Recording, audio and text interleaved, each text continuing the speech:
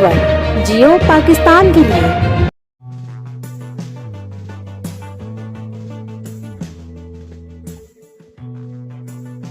यूं तो कामयाबी के 50 रास्ते थे, मगर मैंने एक को चुना जो बना मेरे ख्वाबों की असल हकीकत।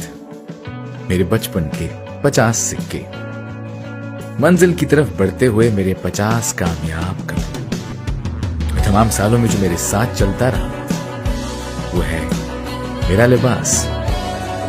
मेरे लिए जिंदगी चमकते हुए सितारे, जैसे मेरा लिबास। ये है मेरा कामयाब सफर।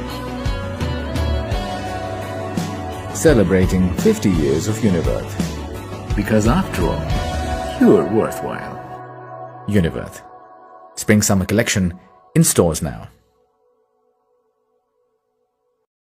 अस्सलाम वालेकुम। जीपीएन न्यूज बुलेटिन के साथ मैं हूं जवेद एहसान। आइए नजर डालते हैं आज की हेडलाइंस पर।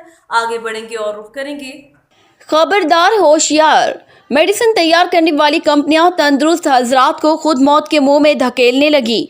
मेडिकल स्टोर्स पर दवाइयों और कैप्सूल के अंदर कील डालकर आवाम को खिलाए जा रहे हैं। अब हर कैप्सूल देखकर खाया जाए। मजीद ये वीडियो मुलाहिजा फरमाएं, आए और ज्यादा से ज्यादा शेयर करें।